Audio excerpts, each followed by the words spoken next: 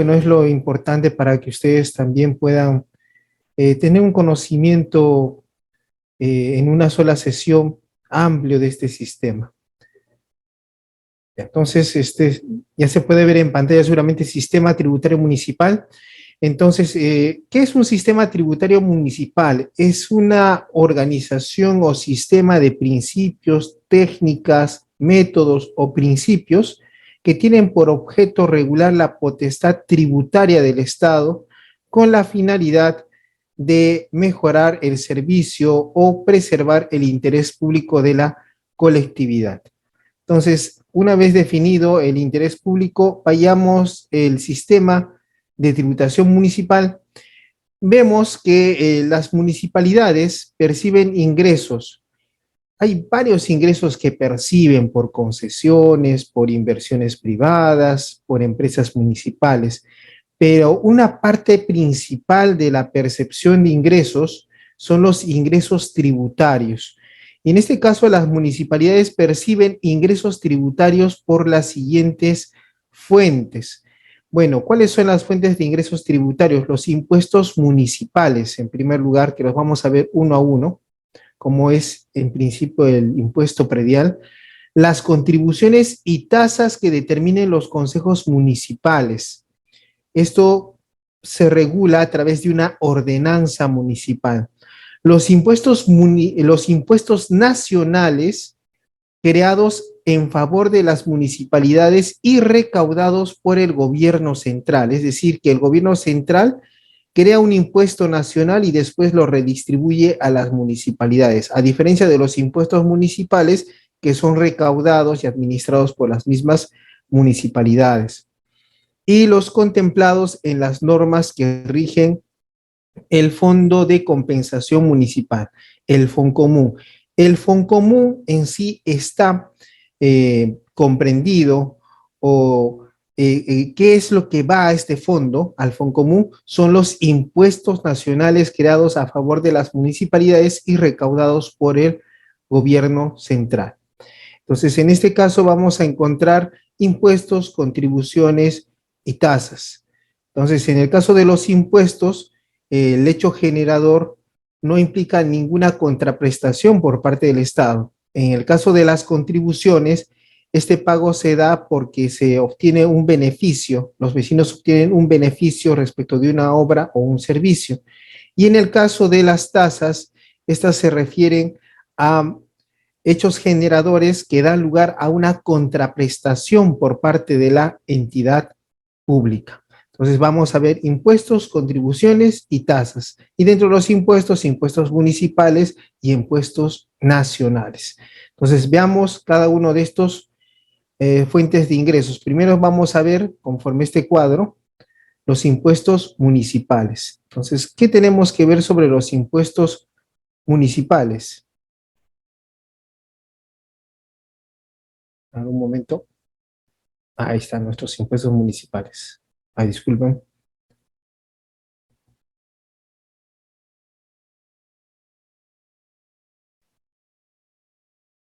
Un momento.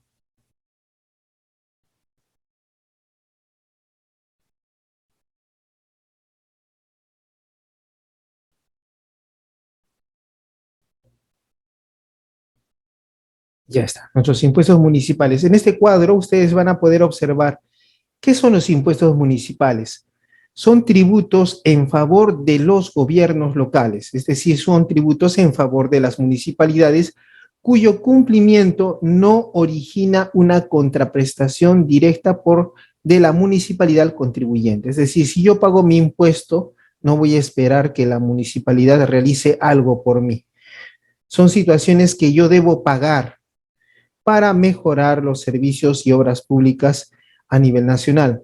Ahora, estos impuestos municipales implican que su recaudación y fiscalización está a cargo de las municipalidades, de los gobiernos locales. Y exclusivamente, dice las normas, es decir, solamente son impuestos municipales los siguientes. Entonces podemos ver en cuadro aparte cuáles son los impuestos municipales. Tenemos el impuesto predial, el impuesto de alcabala, el impuesto al patrimonio vehicular, el impuesto a las apuestas, el impuesto a los juegos y el impuesto a los espectáculos públicos no deportivos. Entonces tenemos 6 impuestos municipales que son solamente recaudados y fiscalizados por las municipalidades y que constituyen tributos a favor de las municipalidades cuyo cumplimiento no origina ninguna contraprestación por parte de las municipalidades. Entonces, veamos ahora cada uno de estos impuestos. El primer impuesto que vamos a ver es el impuesto predial.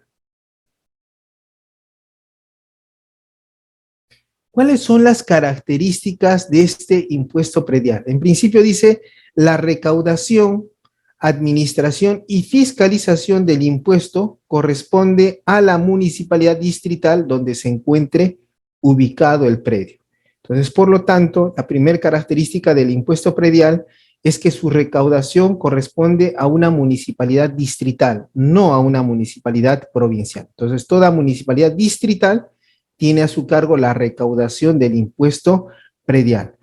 Otra característica importante del impuesto predial es que es de periodicidad anual.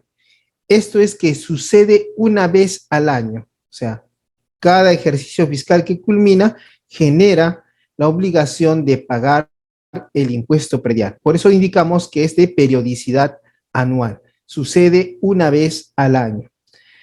Y nos dice que los contribuyentes están obligados a presentar declaración jurada anualmente, el último día hábil del mes de febrero.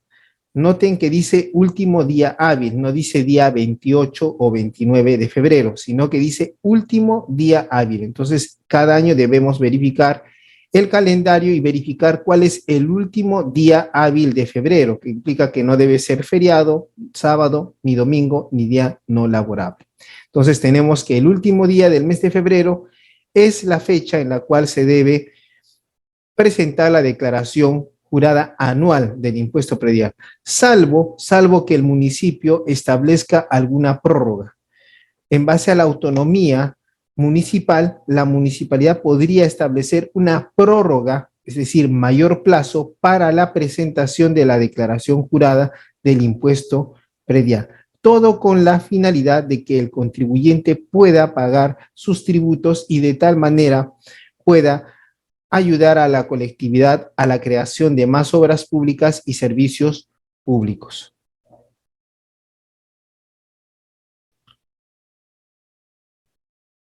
Como ustedes pueden ver, indicó que el impuesto predial se refiere a predios y la norma, como pudieron ver, indica la necesidad de un predio. Este impuesto es respecto de un predio rural o rústico, disculpe, rústico o urbano.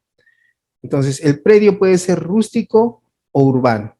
Es curioso que el Tribunal Fiscal, ante la falta de definición de lo que se debe entender por predio rústico o predio urbano, indicó que establecer si un predio es rústico o urbano no se determina respecto de la ubicación del predio, sino de la finalidad que se le da al predio.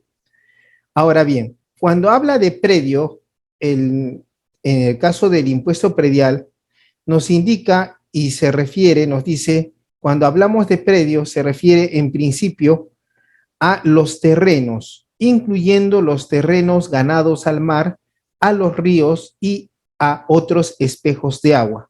La norma no establece a qué otros espejos de agua se refiere, pero podemos entender que esos otros espejos de agua podrían referirse, por ejemplo, a lagunas. Entonces, ¿qué es un espejo de agua? Es una fina capa de agua en que se refleja el entorno que la rodea. Entonces, por eso podríamos decir que el terreno podría ser aquellos terrenos ganados no solamente al mar y a los ríos, sino también, por ejemplo, a una laguna. Ahora, ¿qué implica que el terreno es ganado al mar? Implica un proceso de colocar tierra o arena donde antes hubo mar o río. Entonces, ese terreno artificial estaría sujeto al impuesto predial. Ahora, ¿qué implica este proceso de colocar tierra o arena donde antes hubo mar o río? Implica la obtención de nuevos suelos a partir de la costa o la restauración de suelos afectados por una catástrofe que los hizo inutilizables. Entonces, en primer lugar, tenemos que están sujetos al impuesto predial los terrenos. En segundo lugar, también están sujetos al impuesto predial las edificaciones.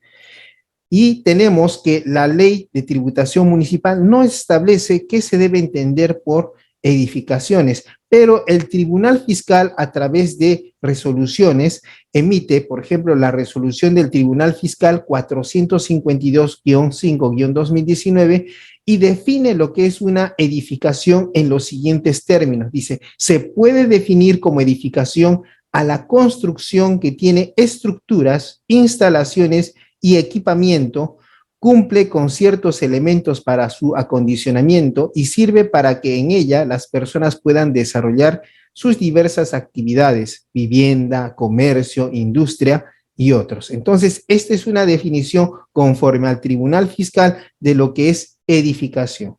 Entonces, en este caso, tenemos que predio implica terrenos y edificaciones. Y también, esta es una parte donde a veces mucho se discute de qué implica una instalación fija o permanente.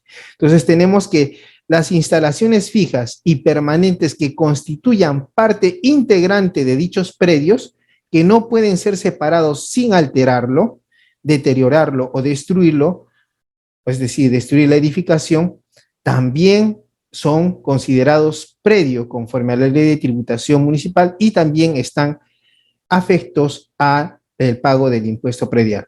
Ahora, este ejemplo de estas instalaciones fijas y permanentes que pueden ser parte integrante de dichos predios, pueden ser las puertas de cocheras o antenas. Entonces, eso es lo que, cuando hablamos de impuesto predial, es aquel impuesto que recae en predios. Y cuando hablamos de predios, esencialmente hablamos de terrenos, edificaciones e instalaciones físicas y permanentes. Pero, ¿quiénes son los sujetos pasivos del impuesto predial? Es decir, ¿quiénes son los obligados a pagar el impuesto predial? En principio, son obligados a pagar el impuesto predial las personas naturales y jurídicas o jurídicas propietarias de los predios, cualquiera sea su naturaleza.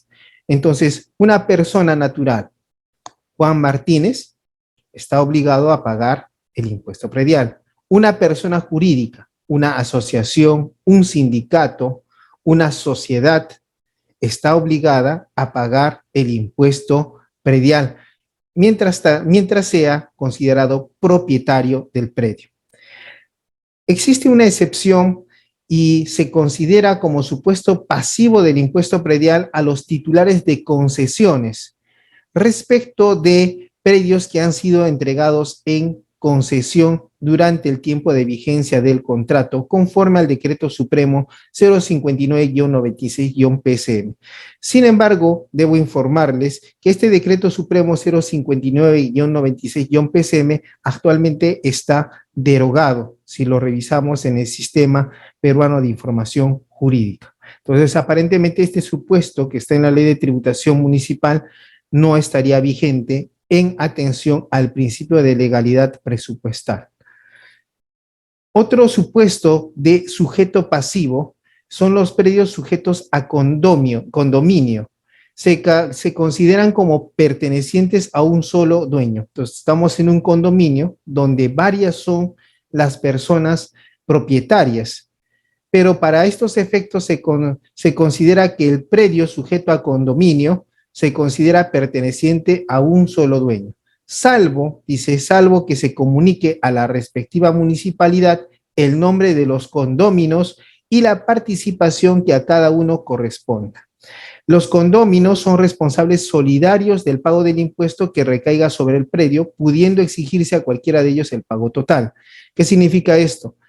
Si es que se considera que son un solo dueño, entonces, en ese caso, si la municipalidad tiene que exigir el pago del impuesto predial porque no se está pagando, la municipalidad puede dirigirse a cualquiera de los propietarios dentro del condominio y ese propietario tiene la obligación de pagar el íntegro del impuesto predial, sin perjuicio que él luego repita de los demás condóminos. Es por eso que existe la posibilidad de que la Junta de Propietarios comunique a la municipalidad el listado de los condóminos y la alícuota que deben pagar por el impuesto predial.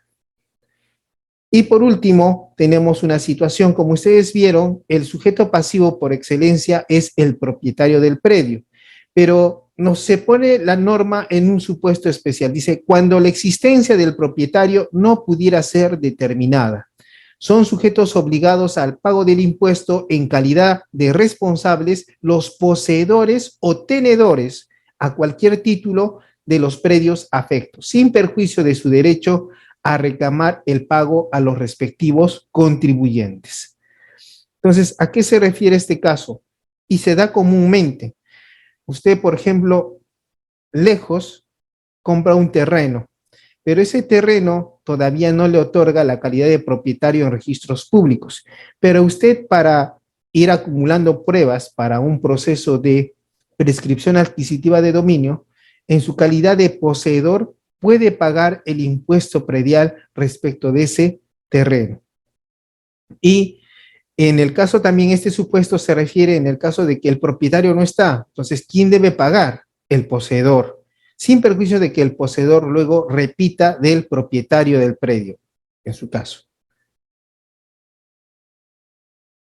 Otra situación importante es cuándo soy sujeto al impuesto predial. Entonces, dice, el carácter de sujeto del impuesto se atribuirá con arreglo a la situación jurídica configurada al 1 de enero del año a que corresponde la obligación tributaria. Entonces, cada 1 de enero se genera ya la obligación para pagar el impuesto predial. Ahora, mire, cuando se efectúe cualquier transferencia, el adquirente asume la condición de contribuyente a partir del 1 de enero del año siguiente de producido el hecho. Imaginemos que el día de hoy, 3 de mayo del 2023, se genera la transferencia a título de propiedad de un bien inmueble. ¿Cuándo, digamos, me lo transfieren a mi persona? ¿Desde cuándo yo estoy obligado a pagar el impuesto? Porque ya se me considera sujeto. A partir del 1 de enero del 2024. Entonces, lo que debe pagar el anterior propietario es como sujeto hasta el 1 de enero del 2023. En mi caso, yo me constituiré como sujeto del impuesto predial a partir del 1 de enero del 2024 porque adquirí la propiedad, en este caso, el 3 de mayo del 2023. Ahora tenemos el caso de la base imponible. Entonces, la base imponible para la determinación del impuesto está constituida por el valor total de los predios del contribuyente ubicados en cada jurisdicción distrital. Si usted tiene un solo predio, entonces el valor de ese predio ubicado en la jurisdicción distrital determina la base imponible para la determinación del impuesto predial. Ahora, ¿a qué se refiere el valor total de los predios? Imaginemos que usted cuenta con 2 inmuebles, 2 predios dentro de una jurisdicción distrital. Entonces, no es que por cada uno usted va a pagar un impuesto predial, sino que se suman los valores de los 2 predios y sobre ese valor total es que se realiza la base imponible. Ahora dice, a efectos de determinar el valor total de los predios, se aplicarán los valores arancelarios de terrenos y valores unitarios oficiales de edificación vigentes al 31 de octubre del año anterior y las tablas de depreciación por antigüedad y estado de conservación que formula y aprueba anualmente el Ministerio de Vivienda, Construcción y Saneamiento mediante resolución ministerial. Este trabajo de valorizar el predio es un trabajo de la municipalidad distrital donde se ubica el predio. Y esta municipalidad siempre debe tener en cuenta estos valores unitarios. En el caso de este ejercicio fiscal 2023, se ha emitido la resolución ministerial 309-2022-vivienda, emitida el 28 de octubre del 2023 2022, justo antes del 31 de octubre, por el cual se aprueban los valores unitarios oficiales de edificación para la localidad de Lima metropolitana y la provincia constitucional del Callao, la costa, la sierra y la selva vigentes para el ejercicio fiscal 2023. ¿Y cómo es el cálculo del impuesto predial? El impuesto predial se calcula en base a tramos. Entonces dice, el impuesto se calcula aplicando a la base imponible la escala progresiva acumulativa siguiente. Y vemos que existen tres tramos. El tramo de autovalúo hasta 15 UITs, la alícuota a pagar es de 0.2%. De más de 15 UITs y hasta 60 UITs, 0.6% es la alícuota. Y un tercer tramo de más de 60 UITs es de 1.0% como alícuota. Este cálculo, como lo vamos a ver, está muy abstracto. Vamos a verlo a través de un ejemplo. Pero no sin antes escuchar a vuestro compañero que ha levantado la mano. Muchas gracias, doctor. Sucede que no activó cámara, lamentablemente no se le puede dar pase. Perfecto. Adelante. Continuamos. Entonces, el impuesto predial, como ustedes lo pueden ver, hemos visto en el anterior cuadro, hay un cálculo. Entonces, uno puede decir, es muy abstracto. Entonces, en ese caso, vayamos a un ejemplo del cálculo del impuesto predial. Entonces, ¿qué caso tenemos? El caso es que Roberto Salas Arce es propietario de un predio de 250 metros cuadrados en el distrito de Jesús María. Según el autovalúo del año 2023, su predio tiene los siguientes valores. Entonces, encontramos un valor de construcción y un valor del terreno. Entonces, la edificación y el terreno, ¿recuerdan? Es el predio, el valor de la edificación y el valor del terreno. El valor de la edificación es de 200,000 soles, mientras que el valor del terreno es de 30,000 soles. Entonces, recuerdan que la base imponible sería el total, la suma de estos dos valores. Entonces, la determinación de la base imponible va a implicar sumar el valor de la construcción más el valor del terreno y tenemos la base imponible, que en este caso sería de 230,000 soles. Sí, el señor Marcos Chumpitas está levantando la mano. Sí, doctor. Estimado Marcos, está activo tu audio. Una pregunta, por favor. ¿Cómo está? Buenas noches, instructor. Siguió atentamente a lo que decía, justo en la pregunta anterior, en la cual es el cada 31 de octubre se aprueban, ¿no?, los valores unitarios, ¿no?, para todo el nivel de la costa, cierre, cielo. Para este año, como dice usted indica la norma, se había aprobado, pero en los cuadros unitarios decían, pues, solamente 3 categorías se habían reducido. Pero en diciembre lo cambiaron y lo modificaron, volvieron a que tenga las siete categorías, ¿no? Que es muro, techos, otras instalaciones, partes y ventanas.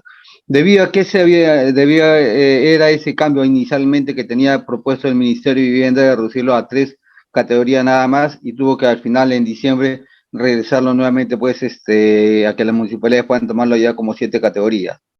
Es probable que para este 2024 se pueda ya prever esas 3 categorías para uno como administrador, pues, ir previendo, ¿no?, en el tema del sistema, ¿no? Claro, es que esos son ya mecanismos, procedimientos del Ministerio de Economía y Finanzas y en este caso del Ministerio de Vivienda, que es el encargado en este caso de emitir estos valores unitarios. Entonces, esperemos que ya no se cometa estas diferencias porque también afectan a los contadores, administradores y abogados y también a los gerentes de las municipalidades que tienen que ver estos temas. Ya, entonces, estábamos en que la base imponible en el presente caso es de 230,000 soles. Ahora veamos. ¿Recuerdan los tramos? Establecimos, decía, el tramo del autovalúo hasta 15 UITs, más de 15 UITs hasta 60 UITs. Hasta 15 UITs la alícuota era de 0.2%, de 15 UITs hasta 60 UITs 0.6%. En el presente año, una UIT tiene el valor de 4,950 soles. ¿A cuánto equivale 15 UITs? A 74,250 soles. Entonces, como es por tramos, lo primero que hacemos es a la suma, a los 230.000 soles, le vamos a restar los 74.250 soles. Entonces, sobre estos 74.250 soles, le aplicamos la alícuota del 0.2%, que da como primer tramo para el impuesto predial 148.50 soles. Ahora, la diferencia, como le hemos restado a los 230.000 o 74.250, es 155.750. Esto está dentro del tramo segundo, más de 15 UITs hasta 60 UITs, que implicaría más de 74.250 soles hasta 297.000 soles. Lo que implica que estos 155.750 le aplicamos la alícuota del 0.6%, que es equivalente a 634.50 soles. Entonces, sumamos el primer tramo y el segundo tramo, los 148.50 más 934.50, y nos da el impuesto predial a pagar de 1.083 soles, en este caso, o en este ejemplo que hemos colocado un poco para graficar en qué consiste este impuesto predial. Y encontramos deducción tributaria, y creemos que la deducción tributaria más importante y más discutida en el presente caso es el caso de los pensionistas y adultos mayores. ¿A quién se considera adulto mayor? Se considera adulto mayor al que es mayor de 60 años de edad. Y tenemos en el presente caso, nos dice, los pensionistas propietarios de un solo predio, a nombre propio o de la sociedad conyugal, que esté destinado a vivienda de los mismos y cuyo ingreso bruto esté constituido por la pensión que reciben y esta no excede de la UIT, es decir, que la pensión no puede exceder de 4.950 soles, deducirán de la base imponible del impuesto predial un monto equivalente a 50 UITs. ¿Ya? Entonces, eso deducir. O sea, se saca la base imponible y de allí deducimos o restamos 50 UITs. Por eso a veces se habla no de deducción, sino el pensionista a veces dice la exoneración del pago del impuesto predial, porque a veces cuando deducimos las 50 UITs ya no hay nada que pagar. Entonces, en ese caso, podemos aplicar eso. ¿Y qué nos dice? Nos dice uno, el valor de la UIT será el vigente al 1 de enero de cada ejercicio gravable.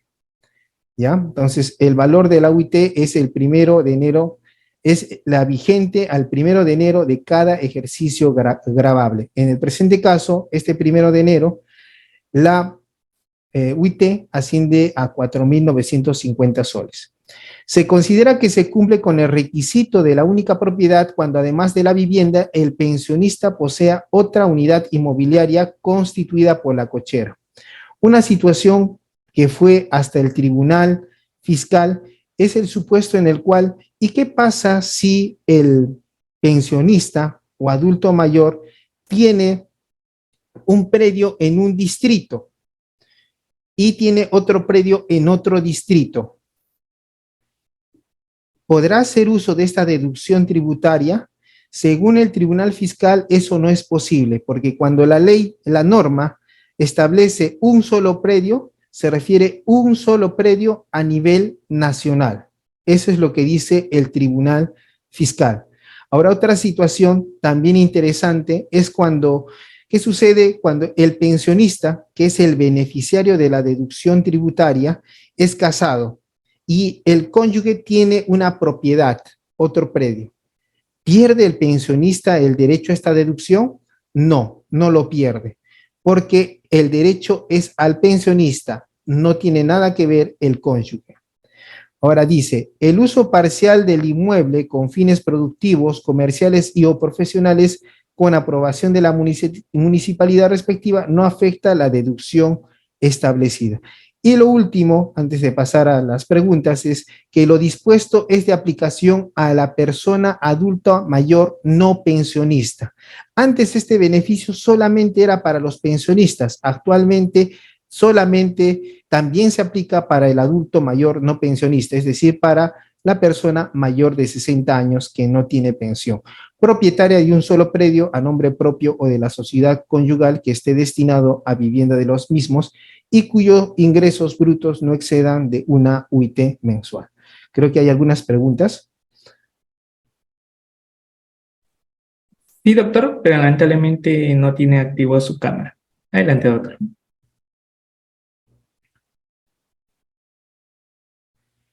Otro impuesto importante es el impuesto de alcabala. Cuando hablamos del impuesto de alcabala, alcabala etimológicamente es una palabra que viene del árabe, que implica al contrato. Entonces, se refiere a una relación contractual. Entonces, en este caso tenemos que el impuesto de alcabala es de realización inmediata, a diferencia del impuesto predial, que es de periodicidad anual. Este es de realización inmediata. ¿Qué significa realización inmediata? Que se genera de manera instantánea con la dación del negocio jurídico. Ahora, este impuesto de alcabala grava las transferencias de propiedad de bienes inmuebles. Grava las transferencias de propiedad de bienes inmuebles urbanos o rústicos a título oneroso o gratuito, cualquiera sea su forma o modalidad. Incluye las ventas con reserva de dominio. Es decir, aun cuando la propiedad todavía no se ha transferido, esta venta con reserva de dominio implica el pago del impuesto de alcabala.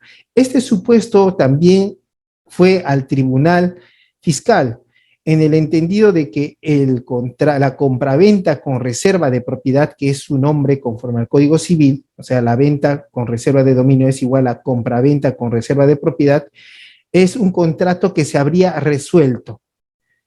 Y como se ha resuelto, la resolución implica el no pago del impuesto de alcabala. Entonces, mientras el contrato de compraventa con reserva de propiedad no se ha resuelto, está afecto al impuesto de alcabala. Pero, como usted puede ver, el impuesto de alcabala grava la transferencia de propiedad de bienes inmuebles, de propiedad, lo que excluye la transferencia de posesión, de usufructo, de uso. Solamente la transferencia de propiedad del bien inmueble, también la transferencia de propiedad de bienes muebles tampoco está afecto a la alcabala. Bien inmueble y la transferencia de propiedad del bien. Entonces dice, la primera venta de inmuebles que realizan las empresas constructoras no se encuentra afecta al impuesto, salvo en la parte correspondiente al valor del terreno. En este caso, también hubo un problema que fue hasta el Tribunal Fiscal respecto a qué entendemos por empresa constructora. Se entendía, el Tribunal Fiscal entiende que cuando habla de empresa constructora, se refiere tanto a una persona jurídica como a una persona natural que se dedica a la venta de bienes inmuebles. Entonces, a tenerlo en cuenta conforme a lo indicado por el Tribunal Fiscal. Entonces, el sujeto pasivo en calidad de contribuyente, en este caso, es el comprador o adquirente del inmueble. Entonces, el vendedor no está sujeto al pago de alcabala. Quien está sujeto al pago de alcabala es el comprador o adquirente del inmueble. ¿Por qué dice comprador? Porque generalmente la transferencia de la propiedad de un bien inmueble se realiza a través de una compraventa. Ahora también dice o adquirente del inmueble. Entonces, por lo tanto, también se puede adquirir a título gratuito, por ejemplo, a través de una donación, supuesto en el cual el adquirente del inmueble también es el sujeto pasivo de el impuesto de alcabala. Ahora, el cálculo del impuesto. La base imponible del impuesto es el valor de la transferencia, el cual no podrá ser menor al valor del autovalúo del predio correspondiente al ejercicio en que se produce la transferencia. Entonces, usted puede revisar un predio. Según su autovalúo, el autovalúo del predio, el predio cuesta 230,000 soles, terreno y edificación. Sin embargo, resulta que se quiere vender a 200,000 soles. ¿Cuál será la base imponible? La base imponible será la que figura como autovalúo, 230,000 soles. De la misma manera, si el autovalúo es de 230,000 soles y vendo la casa a 260,000 soles, ¿Cuál será la base imponible? El valor de la transferencia, 260.000 soles. Ahora dice, la tasa del impuesto es del 3% del valor de la transferencia, siendo de cargo exclusivo del comprador sin admitir pacto en contrario. Ahora dice, no está afecto al impuesto de alcabala el tramo comprendido por las 10 UITs del valor del inmueble. Ahorita con un ejemplo vamos a entender a qué se refiere con que 10 UITs no forman parte de pago del impuesto de alcabala. El impuesto constituye renta de la municipalidad distrital, lo mismo que el impuesto predial, en cuya jurisdicción se encuentre ubicado el inmueble en materia de la transferencia. Entonces veamos aquí un ejemplo de cálculo del impuesto de alcabala. Tenemos Juan Arce Carmona adquiere un inmueble en el distrito de Barranco por la suma de 570.000 soles. ¿Cuál es la UIT en este caso? Y es importante saberlo por las 10 UITs que no están sujetas al impuesto de alcabala. Una UIT es igual a 4.950 para el año 2023. ¿Cuánto ascendería 10 UITs? 49.500 soles. Entonces, ¿qué hacemos para hallar el monto respecto del cual aplicamos la tasa del impuesto? Entonces, tenemos que la base imponible es el valor del bien. 500, el valor de la venta, 570.000 soles, menos las 10 UITs, 49.500 soles. Nos da un monto de 520.500 soles, 520.500 soles, al cual vamos a establecer el 3%. Y el 3% de 520.500 soles es 15.615 soles. Que son de cuenta del comprador. Y este es el impuesto de alcabala a pagar en el presente caso. Ahora veamos otro impuesto, el impuesto al patrimonio vehicular. Cuando hablamos del impuesto al patrimonio vehicular, vamos a tener en cuenta que el impuesto al patrimonio vehicular es de la misma manera que el impuesto predial de periodicidad anual. El impuesto al patrimonio vehicular grava la propiedad de los vehículos, automóviles, camionetas, station wagons, camiones, buses, omnibuses y remolcadores o tractocamiones, con una antigüedad no menor de 3 años. El plazo no mayor de 3 años se computa a partir de la primera inscripción en el registro de propiedad vehicular. Ahora dice, la administración del impuesto corresponde, en este caso, a las municipalidades provinciales, el impuesto predial y el impuesto de alcabala a las municipalidades distritales, el impuesto al patrimonio vehicular corresponde a las municipalidades provinciales en cuya jurisdicción tenga su domicilio el propietario del vehículo. El rendimiento del impuesto constituye renta de la municipalidad provincial. ¿Cuáles son los sujetos pasivos del impuesto al patrimonio vehicular?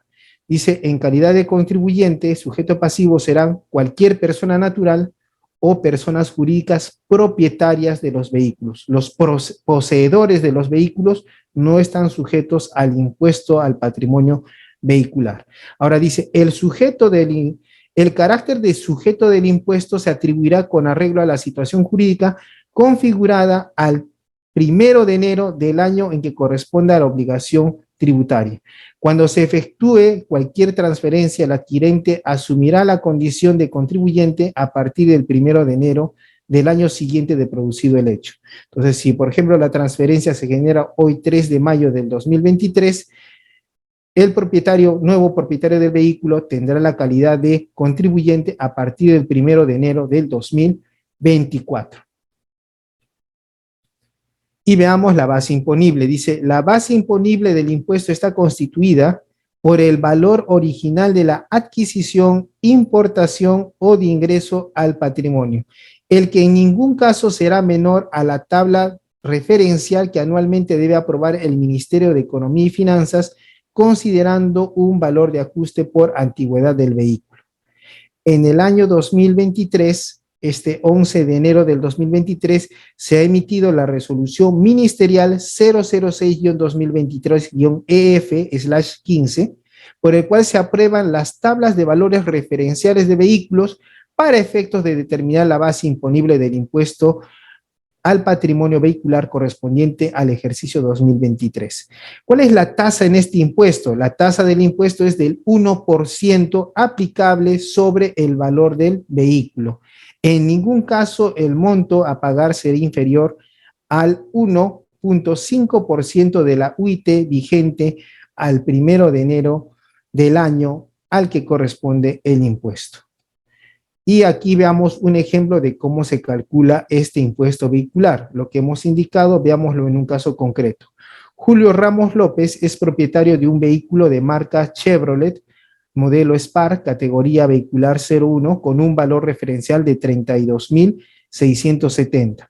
Esto es en base a la tabla de valores referenciales correspondiente. Entonces, en base a eso, hemos verificado que según el MEP, este modelo de carro, con su categoría y su marca, es de 32.670.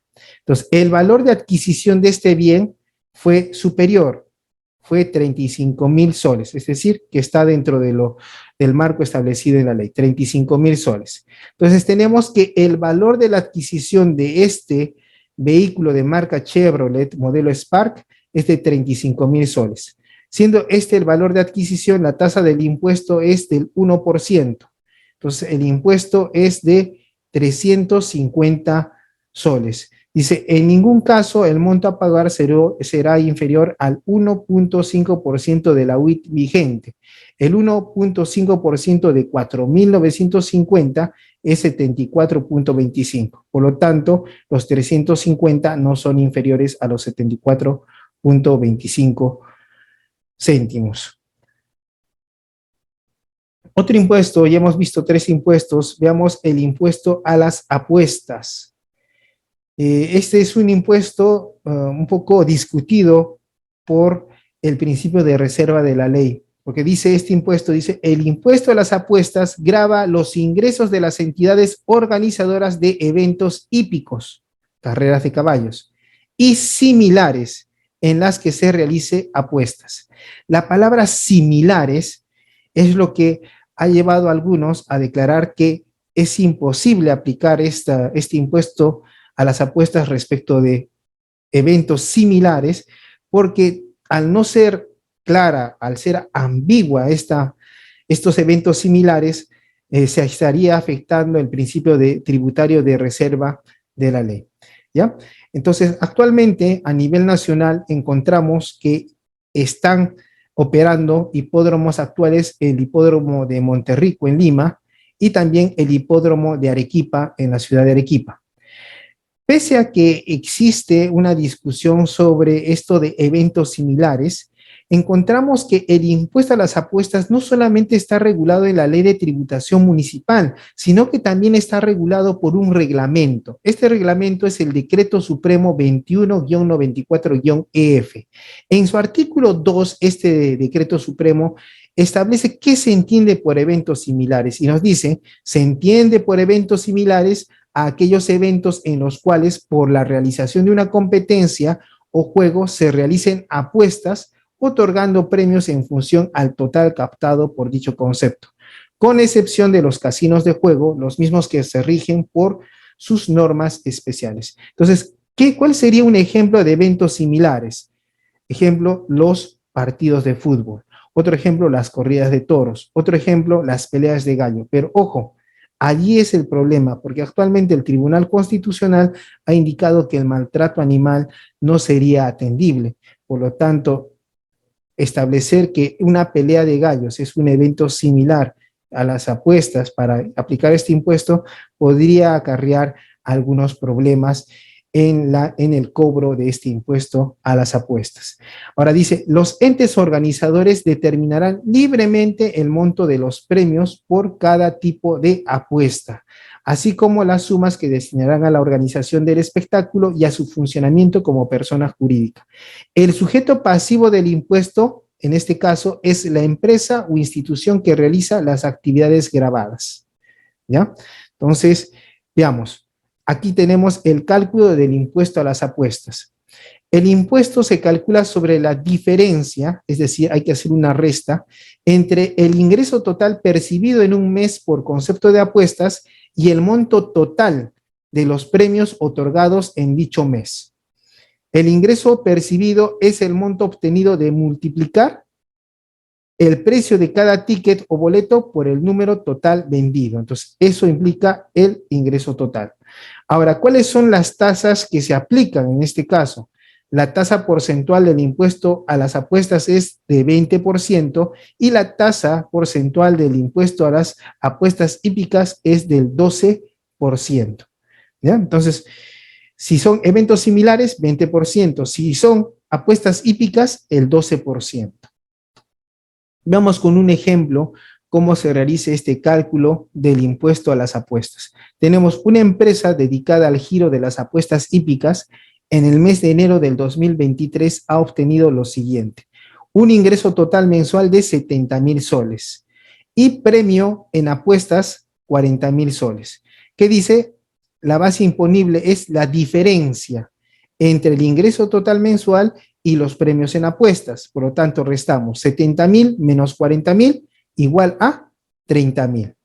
Respecto de estos 30.000, como se refiere a apuestas hípicas, ¿cuál es la alícuota que se debe pagar? 12%. ¿Y cuál es el 12% de 30.000? 3.600 soles. Entonces, ese es el monto que se debe pagar por impuesto a las apuestas.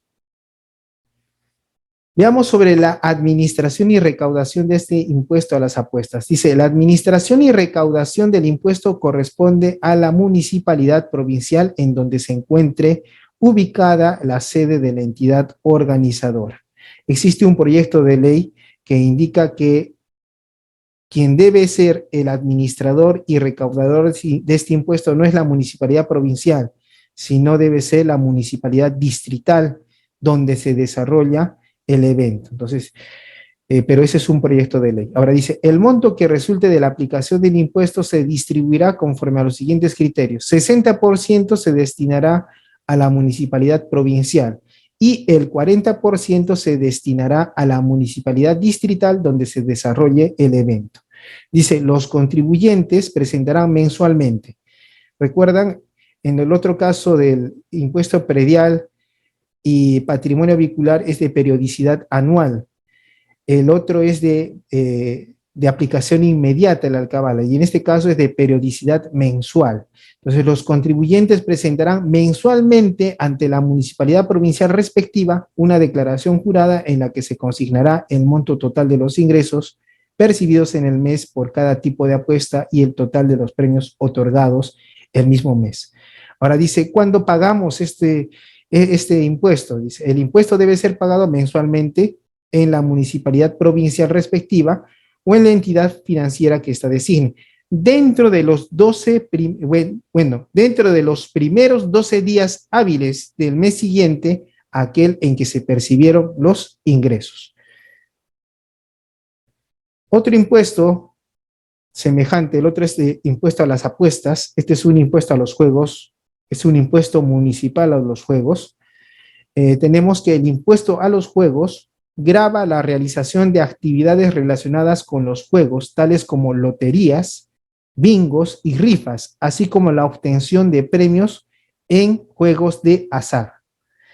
El impuesto no se aplica a los eventos hípicos o eventos similares que se han descrito en el impuesto a las apuestas. Entonces, este impuesto a los juegos no se aplica a esos eventos hípicos o eventos similares a los eventos hípicos. El sujeto pasivo en este caso del impuesto es la empresa o institución que realiza las actividades gravadas, así como quienes obtienen los premios. Mientras que en el otro caso del impuesto a las apuestas es la empresa o institución que realiza el evento, el único sujeto pasivo. En este caso, el sujeto pasivo no solamente es la empresa o la institución, sino también son las personas que obtienen los premios. En caso que el impuesto recaiga sobre los premios, las empresas o personas organizadoras actuarán como agentes retenedores. Entonces, por ejemplo, gano la tinca, entonces la empresa me va a retener un porcentaje por el impuesto a los juegos. y por ser yo el sujeto pasivo que ha obtenido el premio. Entonces tenemos aquí la base imponible. La base imponible del impuesto es la siguiente según el caso. Para el juego de bingo, rifas, sorteos y similares, así como para el juego de pinball, juegos de video y demás juegos electrónicos, el valor nominal de los cartones de juego, de los boletos de juego, de la ficha o cualquier otro medio utilizado en el funcionamiento o alquiler de los juegos según sea el caso. Entonces, la base imponible es el valor nominal de los boletos, fichas o cartones de juego. Para el caso de las loterías y otros juegos de azar, el monto o valor de los premios es la base imponible. En caso de premios en especie, se utilizará como base imponible el valor del mercado del bien. Ahora dice, las modalidades de cálculo del impuesto a los juegos son excluyentes entre sí. Ahora dice, el impuesto se determina aplicando las siguientes tasas. Bingo, rifas y sorteos, 10%. Pinball, juegos de video y demás juegos electrónicos, 10%. Loterías y otros juegos de azar, 10%. Acá tenemos un ejemplo de cálculo del impuesto por juegos. Imaginemos que estamos hablando de 100 boletos. El valor nominal de 100 boletos de un juego de rifa es de 10 soles cada uno. O sea, cada boleto está a 10 soles. El ganador de la rifa se le entregará un horno microondas LG, cuyo valor en el mercado es de 350 soles. Entonces multiplicamos 100 boletos por 10 soles, lo que nos da 1000 soles. Ahora, a eso tenemos que ver el premio. ¿Cuál es el valor del premio, del único premio? 350 soles. Entonces, primero veamos el contribuyente, la empresa. ¿Cuál es el valor que debe pagar? El 10% de los 1000 soles. Entonces, debe pagar 100 soles. Ahora, quien ganó el premio, ¿cuánto debe pagar? Si el bien cuesta 350 soles, el 10% debe pagar. Disculpen, ahí hubo un error, es 35 soles. Entonces, en este caso, la empresa actúa como agente retenedor de los 35 soles, más los 100 soles. Entonces, tiene que pagarse 135 soles por impuesto por juegos. ¿Cuáles son los sujetos activos en el presente caso? Entonces dice, para el juego de bingo, rifas, sorteos y similares, así como para el juego de pinball, juegos de video y demás juegos electrónicos, la recaudación, administración y fiscalización del impuesto es de competencia de la municipalidad distrital en cuya jurisdicción se realice la actividad grabada o se instalen los juegos.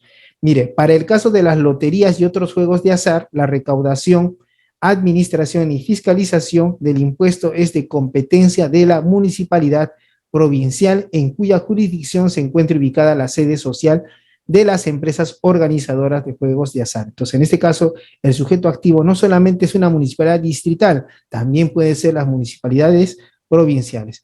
Y el impuesto que se paga es de periodicidad mensual. Los contribuyentes y agentes de retención, de ser el caso, cancelarán el impuesto dentro de los 12 primeros días hábiles del mes siguiente. Y vamos a nuestro último impuesto municipal. Es el impuesto a los espectáculos no deportivos. En este caso, el impuesto a los espectáculos no deportivos tiene las siguientes características. El impuesto a los espectáculos públicos no deportivos grava el monto que se abona por presenciar o participar en espectáculos públicos no deportivos que se realicen en locales y parques cerrados.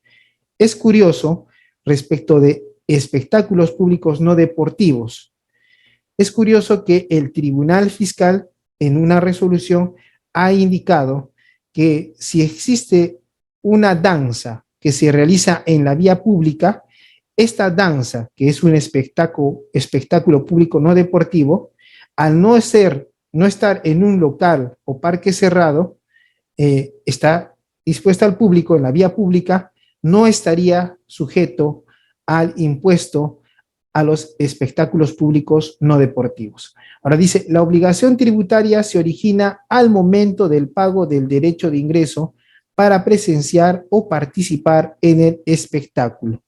Entonces, cuando yo pago el ticket, en ese momento se genera la obligación tributaria. Sujetos del impuesto. Son sujetos del impuesto, sujetos pasivos del impuesto, las personas que adquieren entradas para asistir a los espectáculos. Entonces, en este caso, la empresa que organiza el espectáculo no es el sujeto pasivo. Quien es el sujeto pasivo es la persona que adquiere la entrada para asistir a estos espectáculos.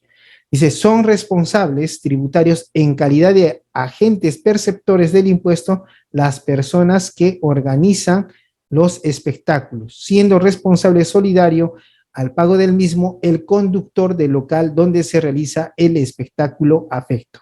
Ahora dice, el sujeto activo, ¿quién sería?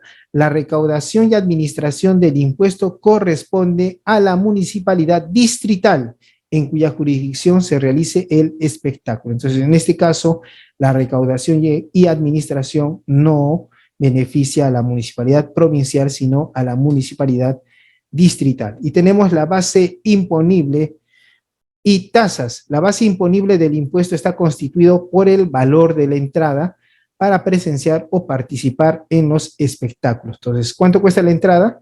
Ese valor es el que es la base imponible. El impuesto se calcula aplicando sobre la base imponible las tasas siguientes. Espectáculos taurinos, 10% para aquellos espectáculos cuyo valor promedio ponderado de la entrada sea superior a 0.5% de la UIT y 5% para aquellos espectáculos cuyo valor promedio ponderado de la entrada sea inferior al 0.5% de la UIT. Carreras de caballos, 15%, espectáculos cinematográficos, 10%, conciertos de música en general, 0%, espectáculos de folclore nacional, teatro cultural, zarzuela, conciertos de música clásica, ópera, opereta, ballet y circo, 0%, es decir, no está, hay una base imponible, pero no hay ninguna tasa para cobrar. Otros espectáculos públicos, 10%. Y veamos ahora, hemos pasado de los impuestos municipales y ahora veamos el otro grupo, contribuciones y tasas municipales. La contribución implica el pago de un tributo, pero en este caso el contribuyente espera un beneficio por parte del gobierno local. En el caso de las tasas, se realiza un pago y la municipalidad debe realizar como contraprestación un servicio. Ahora, de manera genérica, respecto de las contribuciones y tasas municipales, debe tener en cuenta que las municipalidades crean, modifican y suprimen contribuciones o tasas. Es decir, que las contribuciones o tasas no son creadas por ley del Congreso, como sí lo son los impuestos municipales, pero su percepción y recaudación es por parte de las municipalidades. En este caso, es la misma municipalidad la que crea contribuciones y tasas. Dice, se establecen las siguientes normas generales. La creación y modificación de tasas y contribuciones se aprueba por ordenanza municipal. Entonces, una ordenanza de la municipalidad provincial, una ordenanza de la municipalidad distrital es la que puede crear o modificar tasas o contribuciones. Ahora dice, las ordenanzas en materia tributaria expedidas por las municipalidades distritales deben ser ratificadas por las municipalidades provinciales de su circunscripción para su vigencia. Este es el único supuesto en la Ley Orgánica de Municipalidades en la cual una municipalidad distrital debe sujetar a ratificación una ordenanza emitida por la municipalidad distrital para que sea ratificada por la municipalidad provincial. Ahora dice, para la supresión de tasas y contribuciones, las municipalidades no tienen ninguna limitación legal. Como los tributos son una imposición unilateral del Estado a los ciudadanos, por cierto, no puede haber ninguna limitación legal para que una municipalidad pueda suprimir tasas o contribuciones que en su supresión van a beneficiar a los vecinos de la circunscripción territorial. Y hecho esto, vayamos a la primer contribución, la contribución especial de obras públicas. Habla sobre una zona de beneficio. Cada municipalidad aprueba una ordenanza que regula el procedimiento de contribución especial de obras públicas, estableciendo un monto global y posteriormente estableciendo la alícuota que debe pagar cada vecino beneficiado con un proyecto de inversión o una obra pública. Tenemos aquí la contribución especial de obras públicas grava los beneficios derivados de la ejecución de obras públicas por la municipalidad. Entonces, grava los beneficios derivados de la ejecución de obras públicas por la municipalidad. En este caso, es la ordenanza municipal a través de juntas que evalúan la contribución de los vecinos y también la participación de los vecinos, en las cuales se establece cuál será el monto que se va a pagar como contribución especial. O sea, no hay aquí que vamos a verificar un porcentaje, una tasa como en los anteriores impuestos.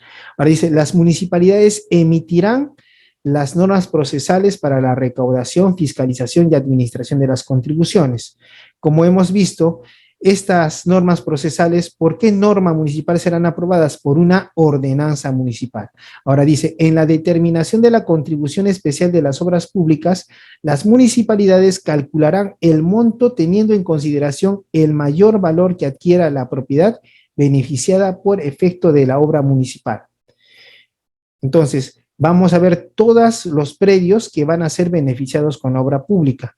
Va a haber predios que van a tener mayor beneficio que otros. Inclusive, a través de la ordenanza se puede establecer quienes están inafectos a la contribución especial de obras públicas pese a ser beneficiados. Por ejemplo, se coloca a los discapacitados. En ningún caso las municipalidades pueden establecer cobros por contribución especial por obras públicas cuyo destino sea ajeno a cubrir el costo de la inversión total o un porcentaje de dicho costo según lo determine el Consejo Municipal. Por lo tanto, la contribución especial de obras públicas que pagan los vecinos debe ser estrictamente destinado para cubrir el costo de la inversión de la obra pública. Ahora, el cobro por contribución especial por obras públicas procederá exclusivamente cuando la municipalidad haya comunicado a los beneficiarios previamente a la contratación y ejecución de la obra el monto aproximado al que ascenderá la contribución. Eso se establece a través de una ordenanza. Ejemplo, tenemos aquí la ordenanza para la contribución. Tenemos la Municipalidad Metropolitana de Lima, emite la ordenanza 1790, que es la ordenanza por la cual establece normas procesales para la recaudación, fiscalización y administración de la contribución especial de obras públicas en la provincia de Lima. Y vayamos a las tasas. Entonces ya hemos visto la única contribución que establece la Ley de Tributación Municipal, la contribución para beneficio de obras públicas. Y debemos las tasas. Las tasas municipales son los tributos creados por los consejos municipales a través de ordenanza, cuya obligación tiene como hecho generador la prestación efectiva por la municipalidad de un servicio público o administrativo reservado a las municipalidades. Ahora vemos, aquí podemos ver una clasificación de las tasas que pueden imponer las municipalidades. Seguramente alguien ha estado diciendo, ¿a qué hora vamos a ver y dónde están ubicados los arbitrios? Bueno, los arbitrios son las tasas por servicios públicos, sinónimo arbitrios. Entonces dice, las tasas que pueden imponer las municipalidades son 6. 1, las tasas por servicios públicos o arbitrios, pago por la prestación o mantenimiento de un servicio público individualizado en el contribuyente. Ahora, por ejemplo, el arbitrio por servicio de serenazgo. Tasas por servicios administrativos o derechos. Este es caso pago por concepto de tramitación de procedimientos administrativos. Cuando uno inicia un procedimiento administrativo, generalmente se remite al TUPA, al texto único de procedimientos administrativos de la entidad, en ese caso de la municipalidad. Y allí vamos a ver en el TUPA derechos de tramitación. Entonces, ese derecho de tramitación es una tasa por servicio administrativo en la modalidad de tramitación de procedimientos administrativos. También el pago para el aprovechamiento de bienes públicos de propiedad de la municipalidad. También es una tasa por servicios administrativos o derechos. 3. Las tasas por las licencias de apertura de establecimiento. Pago por única vez para operar un establecimiento industrial, comercial o de servicios. Y 4. Las tasas por estacionamiento de vehículos, para pago por estacionar un vehículo en zonas comerciales de alta circulación, teniendo en cuenta las limitaciones que establece la municipalidad provincial en concordancia con la municipalidad distrital. Y la tasa de transporte público, pago por prestar el servicio público de transporte en la circunscripción territorial de la municipalidad provincial. Y otras tasas que también se pueden establecer por ordenanza municipal, como por ejemplo pago por actividades sujetas a fiscalización o control municipal extraordinario, siempre que medie la autorización por ley del Congreso. ¿A qué se refiere esta última parte? Es que cuando se ve la ley de tributación municipal, se prohíbe establecer una tasa al contribuyente respecto del servicio de fiscalización o control municipal ordinario. Entonces, eso no puede estar sujeto a tasas. En este caso se refiere a un supuesto de fiscalización o control municipal extraordinario, pero aun cuando sea extraordinario, la municipalidad no puede establecer la tasa. Quien lo establece es una ley autorizada por el Congreso. Y luego de las tasas y contribuciones, ya hemos visto los impuestos municipales, hemos visto las tasas y contribuciones. Ahora vayamos a los impuestos nacionales creados en favor de las municipalidades. Entonces vemos que los impuestos nacionales a favor de las municipalidades. En este caso, ¿qué implica un impuesto nacional? Un tributo cuyo cumplimiento no origina una contraprestación directa en favor del contribuyente por parte del Estado. Entonces, se paga y no genera ninguna contraprestación por parte del Estado. ¿Y cuáles son estos impuestos a favor, impuestos nacionales a favor de las municipalidades? Son esencialmente 3. El impuesto de promoción municipal, el impuesto al rodaje y el impuesto a las embarcaciones de recreo. Entonces, estos 3 impuestos municipales, estos 3 impuestos nacionales son creados a favor de las municipalidades. Y una característica de estos 3 impuestos es que sirven de fuente de financiamiento del Foncomún. Veamos el primer impuesto, el impuesto de promoción municipal, también denominado IPM, impuesto de promoción municipal. Y este impuesto de promoción municipal tiene mucha relación con el IGB. Entonces nos dice, el impuesto de promoción municipal grava con una tasa del 2%, disculpen, el impuesto de promoción municipal grava con una tasa del 2% las operaciones afectas al régimen del impuesto general a las ventas, IGB. Entonces, el impuesto de promoción municipal está muy relacionado con el impuesto general a las ventas. ¿Y qué nos dice? El rendimiento del impuesto se destinará al Fondo de Compensación Municipal, el Foncomún. ¿Ya? Lo mismo que los otros impuestos, el impuesto al rodaje y el impuesto a las embarcaciones de recreo. Entonces, estos serán destinados al Fondo de Compensación Municipal. Ahora dice, el impuesto de promoción municipal tiene una tasa del 2% y su recaudación se efectúa junto con el pago del IGB, que tiene una tasa del 16%. La suma de ambos conceptos genera como resultado el 18%, que afecta a todas aquellas operaciones que se encuentran grabadas con el IGB. Por ejemplo, en un ticket usted va a verificar 18% IGB. Dentro de ese 18%, el 2% corresponde al impuesto de promoción municipal. Ahora dice, el impuesto de promoción municipal junto con el impuesto general a las ventas se aplica sobre el monto acordado a pagar por un bien o servicio, lo que dará como resultado el monto total o precio de venta.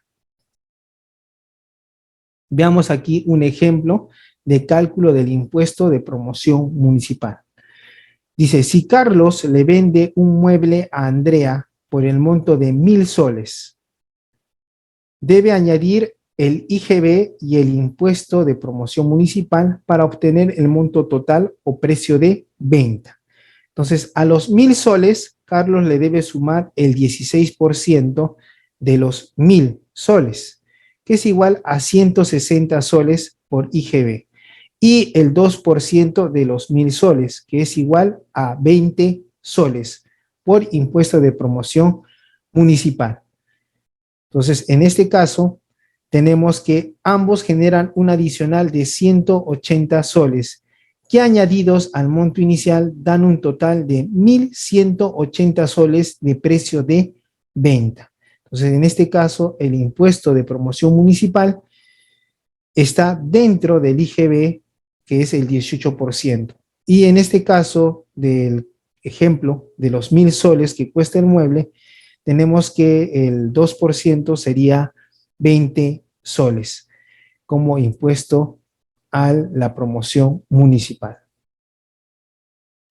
Otro impuesto importante es el impuesto al rodaje. En este caso tenemos que el impuesto al rodaje, cuando vemos en la ley de tributación municipal, nos remite a otra normatividad. Y es interesante porque nos remite al decreto legislativo 8. Mira, estamos en varios números de decreto legislativo y nos remite al decreto legislativo 8, que hasta la fecha está vigente. Y este decreto legislativo 8 fue publicado el 31 de diciembre de 1980 y tiene por denominación impuesto al rodaje. Se cobrará en la misma forma y oportunidad que el impuesto fiscal que afectan a las gasolinas. ¿Ya? En este decreto legislativo 8 podemos encontrar datos importantes sobre el impuesto al rodaje. Por ejemplo, el impuesto del rodaje para los vehículos que utilizan gasolina. Entonces, si es que algún vehículo solo utiliza gas, no está sujeto al impuesto al rodaje, porque por principio de reserva de ley o principio de legalidad, este impuesto al rodaje solamente se aplica a los vehículos que utilizan gasolina. Ahora, el impuesto al rodaje se calculará aplicando la tasa de 8% sobre el valor de la venta de las gasolinas, ¿ya? El 8% sobre el valor de la venta de la gasolina. Ahora, este decreto legislativo, a su vez, ha sido materia de reglamentación por el Decreto Supremo 009-92-EF del 4 de enero de 1992. Es decir, 12 años después se emite un reglamento al Decreto Legislativo 8. Ya estamos en el gobierno del expresidente Alberto Fujimori. Este Decreto Supremo 009-92-EF, denominado establecen normas complementarias para efectos de los impuestos a la gasolina y al rodaje. En este Decreto Supremo 009-92-EF se establece los siguientes puntos centrales. Por ejemplo, dice, el impuesto al rodaje se aplica sobre las ventas en el país a nivel de productor, la importación y la venta en el país por el importador de las gasolinas de 84 y 95 octanos. Cálculo y destino.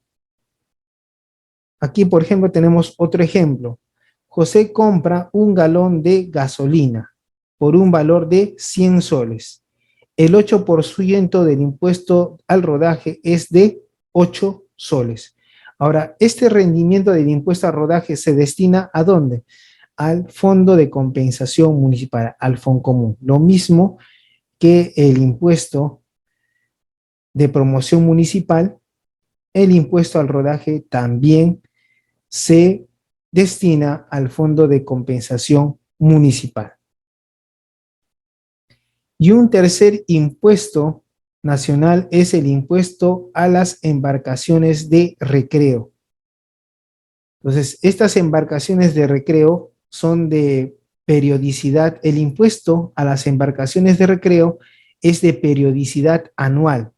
Y nos dice, grava al propietario o poseedor de las embarcaciones de recreo y similares. Como usted puede ver, no solamente grava al propietario, sino al poseedor de las embarcaciones de recreo y similares obligadas a registrarse en las capitanías de puerto que se determine por decreto supremo. Ahora, este decreto supremo al que se hace referencia, ¿cuál es?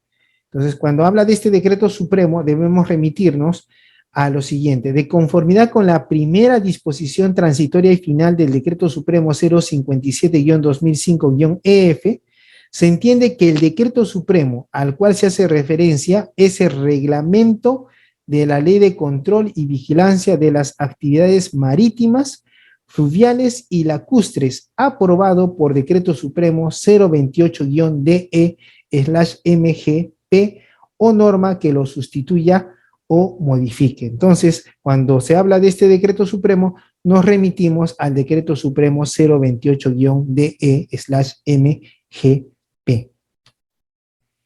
Y nos damos cuenta que este impuesto a las embarcaciones de recreo no solamente está regulado en el TUO de la Ley de Tributación Municipal, sino también en la normatividad adicional. Hay una normatividad adicional. Y encontramos el Decreto Supremo 057-2005-EF, que es el reglamento del impuesto a las embarcaciones de recreo. En este reglamento se establece qué se entiende por embarcaciones y nos dice: a las embarcaciones de recreo, incluidas las motos náuticas que tienen propulsión a motor y o vela y que no están exceptuadas de la inscripción de la matrícula. Entonces, en este caso, nos dice qué debemos entender por embarcaciones y nos incluye a las motos náuticas que se rigen por propulsión a motor. Ahora nos dice, las embarcaciones obligadas a registrarse en las capitanías de puerto son aquellas que cuenten con certificado de matrícula o pasavante. Pasavante, no piensen que está mal escrito, es una autorización que da un gobierno extranjero a una embarcación para que sea inscrita en territorio nacional. Sujetos del impuesto: las personas naturales, las personas jurídicas, sucesiones indivisas y sociedades conyugales, propietarias de las embarcaciones afectadas a dicho impuesto.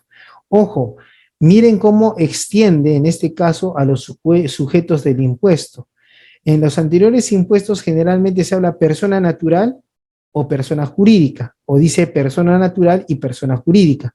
Pero en este caso de este impuesto a las embarcaciones de recreo, encontramos que no solamente es sujeto pasivo del impuesto las personas naturales y personas jurídicas, sino también las sucesiones indivisas y sociedades conyugales propietarias de las embarcaciones afectas a dicho impuesto, es decir, los patrimonios autónomos, como son las sociedades indivisas y las sociedades conyugales, también son sujetos pasivos de este impuesto. Ahora dice, el carácter de sujeto del impuesto se atribuirá con arreglo a la situación jurídica configurada al 1 de enero del año al que corresponda la obligación tributaria. Y si se dieron cuenta, en este caso, en este punto, en esta tasa del impuesto, dice, la tasa del impuesto a las embarcaciones de recreo es de 5% del valor original de adquisición, importación o ingreso al patrimonio, en el que en ningún caso será menor a los valores referenciales que anualmente publica el Ministerio de Economía y Finanzas. Ya no puede ser el valor original menor al valor referencial previsto por el Ministerio de Economía y Finanzas. ¿Y cómo es para este año? ¿Cuál es ese valor? Y justo vemos en esta diapositiva, en la parte de abajo, dice Economía y Finanzas. Aprueban la tabla de valores referenciales para efectos de determinar la base imponible del impuesto a las embarcaciones de recreo correspondiente al año 2023. Esto es aprobado el 30 de enero del 2023 por resolución ministerial 032-2023-EF/15 por el Ministerio de Economía y Finanzas. Y, ojo, en este caso expresamente indica que el impuesto será fiscalizado y recaudado por la SUNAT. Ahora dice, el rendimiento del impuesto será destinado al Fondo de Compensación Municipal. Una situación antes de continuar. En el caso, por ejemplo, del impuesto al rodaje, un poco si en este caso del impuesto al rodaje, este es recaudado por la SUNAT, como se refiere a una tasa del 8% es recaudada por la SUNAT. Y hay un proyecto de ley que establece que el impuesto al rodaje debería ser administrado y recaudado por las municipalidades, estableciendo que el destino de este impuesto será destinado a la mejora de las vías de tránsito, las carreteras, las pistas. Dice, ahora, el rendimiento del impuesto está destinado al Fondo de Compensación Municipal. Y nos dice, no están afectas al impuesto las embarcaciones de recreo de personas jurídicas que no formen parte de su activo físico. Entonces, tenemos una empresa, tiene su balance de activo pasivo y activo fijo. Dentro del activo fijo no forma parte las embarcaciones de recreo y por lo tanto no estarían afectas al impuesto por embarcaciones de recreo. Y pasamos al Fondo de Compensación Municipal denominado Foncomún. El Foncomún es establecido o ya es señalado en la Constitución Política del Perú de 1993, cuando revisamos el artículo 196, inciso 5 de nuestra Constitución, que nos dice, son bienes y rentas de las municipalidades los recursos asignados del Fondo de Compensación Municipal que tiene carácter redistributivo conforme a ley. Entonces, miren, expresamente nos dice que son bienes y rentas de las municipalidades los recursos asignados al Fondo de Compensación Municipal. ¿Y cuáles son esos recursos asignados al Foncomún? Son, bueno, los tres impuestos que hemos indicado: el impuesto al rodaje, el impuesto a las embarcaciones de recreo y el impuesto, como ustedes pueden ver, el impuesto a la promoción municipal que se paga junto con el IGB. Entonces, estos tres impuestos son los recursos asignados al Fondo de Compensación Municipal. Y así lo puede ver, aquí dice, el Fondo de Compensación Municipal se constituye con los siguientes recursos: el rendimiento del impuesto de promoción municipal, IPM, el rendimiento del impuesto al rodaje y el impuesto a las embarcaciones de recreo. Pero ¿cuál es la finalidad del Foncomún? La finalidad esencial del Foncomún es que el Foncomún se distribuye entre todas las municipalidades distritales y provinciales del país con criterios de equidad y compensación. Entonces, existen criterios como, por ejemplo, la pobreza para establecer la distribución de los recursos asignados al Foncomún. Y esencialmente nos dice que el Foncomún tiene por finalidad asegurar el funcionamiento de todas las municipalidades. Entonces, ¿cuál es la utilización de esos recursos? Entonces, los recursos que perciban las municipalidades por el Fondo de Compensación Municipal, Foncomún, serán utilizados íntegramente para los fines que determinen los gobiernos locales por acuerdo de su Consejo Municipal y acorde a sus propias necesidades reales. Entonces, nos dice, el Consejo Municipal fijará anualmente la utilización de dichos recursos en porcentajes para gasto corriente e inversiones, determinando los niveles de responsabilidad correspondientes. Entonces, esto implica situaciones de responsabilidad que asumen los funcionarios que hacen uso del Fondo de Compensación Municipal. Estos funcionarios no solamente pueden incurrir en responsabilidad penal, sino en responsabilidad civil y responsabilidad administrativa. Aquí, por ejemplo, podemos encontrar un acuerdo de Consejo 011-2020 de la Municipalidad Distrital de El Agustino, por el cual se aprueba el uso de recursos del Fondo de Compensación Municipal Foncomún. Entonces se hace todo un plan para el uso de estos recursos. Antes de finalizar, vamos a ver alguna jurisprudencia sobre este tema. Permítanme un momento.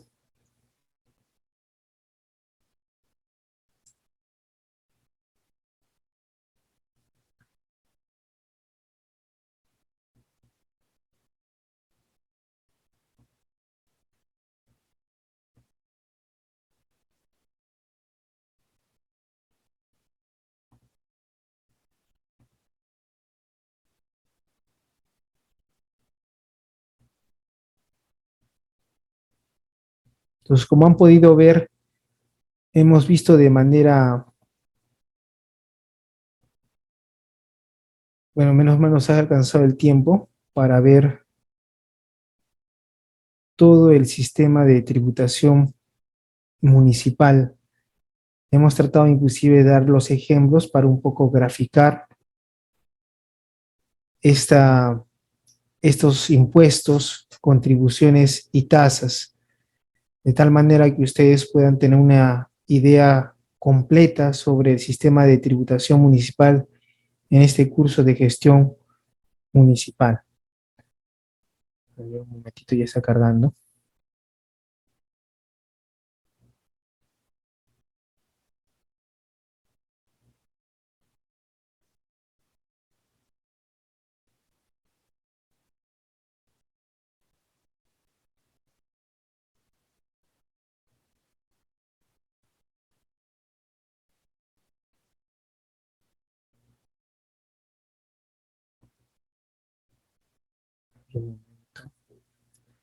Vamos a ver unas jurisprudencias sobre casos importantes que ha emitido el Tribunal Fiscal en estos casos. Listo, ya está.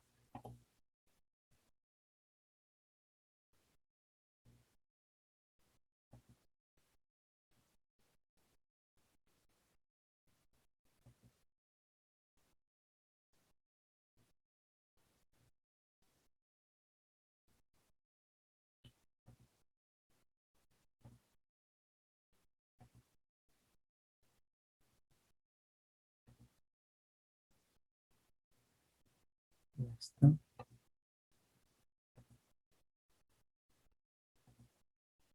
A ver, aquí vamos a ver. En el impuesto predial. En el impuesto predial, por ejemplo, tenemos esta jurisprudencia es una resolución del Tribunal Fiscal 0515-7-2022. Lo que dice la norma es: el impuesto predial grava el valor de los predios urbanos y rústicos. Entonces, el problema estaba en determinar cuándo un predio es urbano y cuándo es rústico. Entonces, en esta jurisprudencia nos dice que se considera predio urbano a los terrenos urbanos, a las edificaciones y sus obras complementarias, y terrenos urbanos al que esté situado en centro poblado y se destine a vivienda, comercio, industria o cualquier otro fin urbano, y los terrenos sin edificar, siempre que cuenten con los servicios generales propios del centro poblado y los que tengan terminadas y recepcionadas sus obras de habilitación urbana, estén o no habilitadas legalmente. Y esta es la parte importante. Se concluye que el criterio para definir si un predio es rústico o urbano es el uso residencial, industrial, comercial, etcétera, y la calidad del mismo antes que su lugar de ubicación, siendo que el mismo se puede establecer a través de una inspección al predio en cuestión. Entonces se establece la inspección administrativa como una forma de verificar si un predio es urbano o rústico. Sí, creo que hay una pregunta de un compañero. Aún no, doctor. Al finalizar, no sé si quedaríamos, doctor, al finalizar y puedan hacer algunas preguntas nuestros participantes. Ya, perfecto. Gracias, Vamos a, doctor. veamos otra.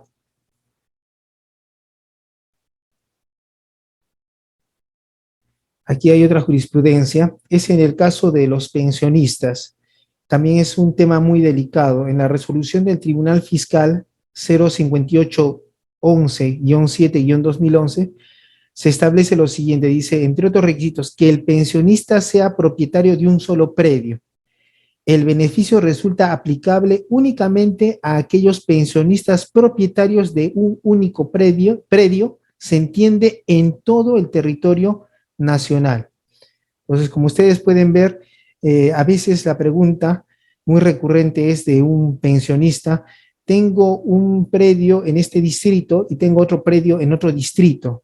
Entonces ellos pretenden hacer valer el derecho a la deducción de las 50 UITs, pero el problema está que ya el Tribunal Fiscal se pronunció. Así es que como el Tribunal Fiscal se pronunció, ya se puede predecir cuál va a ser el resultado. En este caso dice pensionistas propietarios de un único predio en todo el territorio nacional. Ahora, otro problema también que se genera es la cónyuge del pensionista posea un bien propio, además del perteneciente a la sociedad conyugal.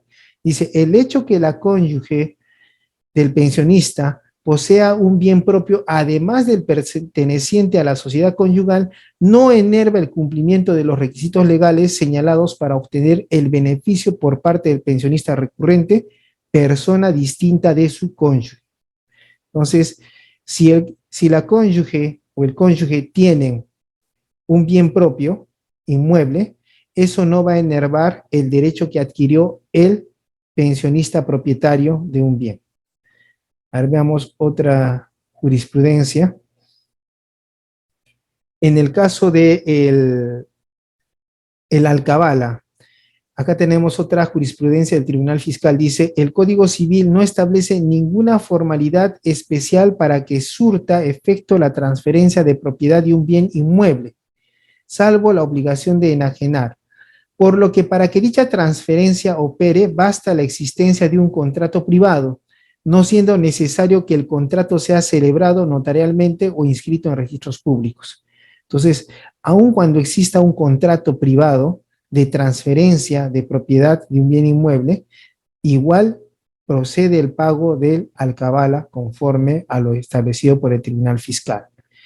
Y en este caso, por ejemplo, hablaba también del constructor, ¿se acuerda de la empresa de construcción? Dice, tenemos esta jurisprudencia que dice, carece de sustento lo alegado por la administración en cuanto indica que al no haberse constituido en persona jurídica el vendedor, no puede estar inafecta al impuesto de alcabala la transferencia en materia de autos, toda vez que, de acuerdo con lo señalado en el inciso E del artículo 3 de la Ley del Impuesto General a las Ventas, se entiende por constructor cualquier persona que se dedique en forma habitual a la venta de inmuebles construidos totalmente para ella o que hayan sido construidos total o parcialmente por un tercero para ella. Y acá encontramos también otra jurisprudencia ya referente al impuesto al patrimonio vehicular. Dice, el plazo de 3 años de antigüedad a que se refiere el supuesto de inafectación se computa desde el 1 de enero del año siguiente al de fabricación de vehículo.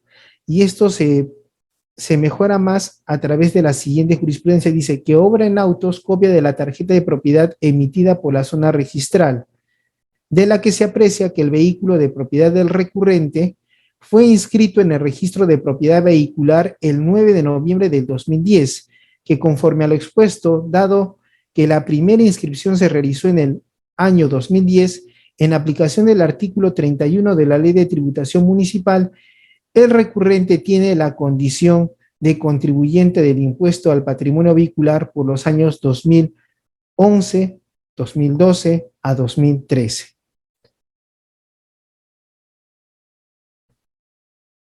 A ver, veamos, tenemos alguna otra jurisprudencia. Acá tenemos en el caso de el impuesto a los espectáculos públicos no deportivos, dice el pago por derecho a asistir a bailes abiertos al público no se encuentra grabado con el impuesto a los espectáculos públicos no deportivos, porque la norma indica expresamente local cerrado o parque cerrado.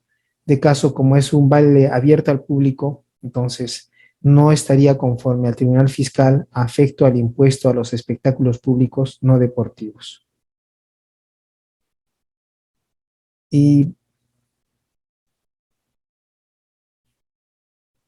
bueno, con esto ya culminaríamos, ya no hay más jurisprudencia. Excelente, doctor. Culminaríamos, gracias. Excelente, doctor José María Pacori, estimados participantes. Bueno, ahora sí, si tienen alguna pregunta que realizar, eso sí, una pregunta por estudiante y referentes al tema, no casos particulares, ¿sí? Con esa condición y teniendo activo siempre su cámara. Adelante, doctor Edwin. Buenas noches. Bienvenido. ¿Puede activar su audio? Adelante. Buenas noches, doctor. Buenas noches, doctor. Doctor, mi consulta era si el municipio puede condicionar el previo pago a un pensionista que está buscando beneficio pues, de este fraccionamiento de su deuda del impuesto predial. Pongamos el caso de que deba unos años atrasados y le condiciona inicialmente para que pueda pagar esos años atrasados y recién hacerse beneficiario de este impuesto predial, ¿no? O el fraccionamiento o la inafectación del 50 UITs. Señor Edwin, interesante la pregunta. Bueno, la respuesta es que no se puede condicionar el ejercicio de un derecho. En este caso, la deducción de 50 UITs al impuesto predial, a la base imponible del impuesto predial, es un derecho del pensionista y del adulto mayor. Por lo tanto, que él no haya pagado no puede ser una condición para presentar esta solicitud. Entonces, en su caso, lo que debe hacer si le siguen condicionando y no le quieren hacer caso, tiene dos opciones. Puede recurrir, como es adulto mayor, a la Defensoría del Pueblo, haciendo ver que recordemos que Defensoría del Pueblo no solamente defiende derechos fundamentales, sino que vigila por la correcta administración pública. Entonces puede ir a Defensoría del Pueblo y en el peor de los casos podría ir a una denuncia penal por omisión de funciones. Excelente, doctor. Muchísimas gracias. Damos pase a Luz Arrué. Adelante, Luz Arrué. Puedes activar tu audio. Bienvenido. Doctor, una consulta. Un contribuyente puede pedir la deducción del impuesto predial teniendo, como usted indicó, una sola propiedad a nivel nacional. ¿Qué pasa en los casos de que esa persona tenga más de una cochera? Es decir, porque la ley permite que tenga una cochera, ¿no? Pero ¿qué pasa si la persona tiene más de una cochera en diferente lugar? ¿Se puede dar el beneficio o eso tomaría como más de una propiedad ya? Se tomaría como más de una propiedad, porque sería, bueno, lo que hay que verificar es primero si esa otra cochera figura como propietario el pensionista. Si figura como propietario, entonces estamos hablando de otro predio y por lo tanto tendría dos predios. Si no figura como propietario, entonces solo tendría un predio. Entonces, si tiene un solo predio, es pasible de la deducción de las 50 UITs.